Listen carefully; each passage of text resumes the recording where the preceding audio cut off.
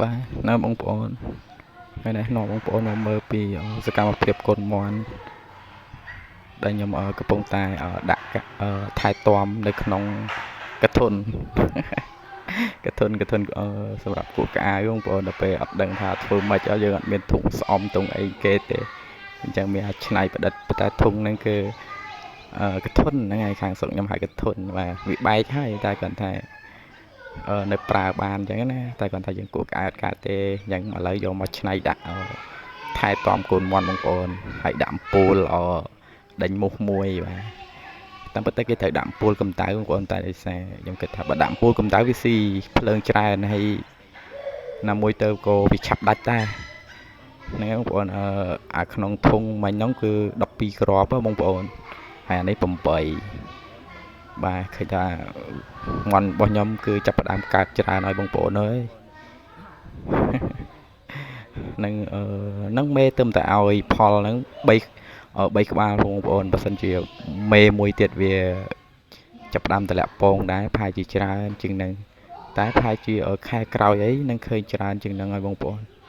វាមួយសាហើយសម្រាប់កូនមាត់របស់ខ្ញុំស្ពុកដែលខ្ញុំថតក្បាលដបងមុនហ្នឹងគឺខ្ញុំផ្ញើទូទេបងប្អូនហើយសម្រាប់អាក្នុងទ្រុងនេះក៏ផ្ញើទូដែរបងប្អូនបាទគឺខ្ញុំសាក់លបងខ្ញុំរៀនផ្ញើទូហើយរៀនគ្រប់គ្រងកូនមាន់ដោយគិតថា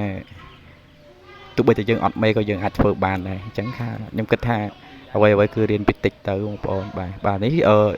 ក្រាបមេទេបងប្អូនកាន់ញក់អត់ទាន់មានទូអាហ្នឹង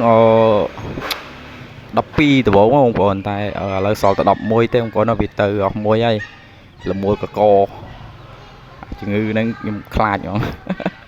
លមួលកកមកយប់លឹមឡើងឃើញរឹងឆ្កិលទៅមួយបាត់ហើយបងប្អូនហើយមន់របស់ខ្ញុំសប្ថ្ងៃហ្នឹងវាមានលបាក់ខ្ទង់ជាបើមិន70 60ជាងបងប្អូនពួកខ្ញុំអត់បានបោកដែរចាំមើលចាំខ្ញុំចង់វីដេអូខ្ញុំនឹងបោកចំនួនមន់របស់ខ្ញុំដែរខ្ញុំកំពុងតែមានសប្ថ្ងៃអាហ្នឹងយើងអត់តន់ខ្ញុំអត់គិតទេអាពងដែរអត់តន់ញាស់ទៀតហើយពងមន់របស់ខ្ញុំដែរអត់តន់ញាស់ហ្នឹងគឺនៅសល់8គ្រាប់ទៀតបងប្អូនគឺញាស់អត់តន់អស់ទេតែសំខាន់ខ្ញុំនឹងមកបូកចំនួនបាទដែលមន់ដែលយើងកំពុងតែកើតមាននេះបាទនៅខាងក្រៅនេះបាទហើយខ្ញុំនឹងសរុបចំនួនបាទនៅចុងវីដេអូរបស់ខ្ញុំនៅខាងក្រោយបងប្អូនហើយខ្ញុំគិតថាខ្ញុំនឹងថតបាទពីសកម្មភាពមន់ខាងក្រៅឲ្យបងប្អូនទស្សនាកំសាន្តលេងដែរបាទបងប្អូនអញ្ចឹងបងប្អូនចាំទស្សនាទាំងអស់គ្នាបាទហើយបងប្អូនដូចបាននិយាយប្រាប់បងប្អូនអញ្ចឹងថាខ្ញុំនឹងមកសរុបចំនួនមន់បងប្អូនហ្នឹងហើយដំបូងខ្ញុំគិតថាប្រហែលជា60ក៏មិន60 70បាទ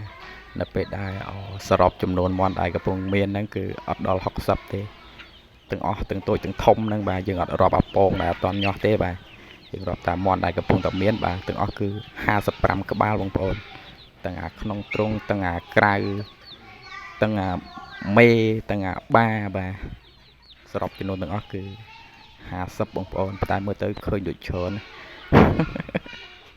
ហ្នឹងហើយអញ្ចឹងវីដេអូក៏មានតែប៉ុណ្្នឹងបាទ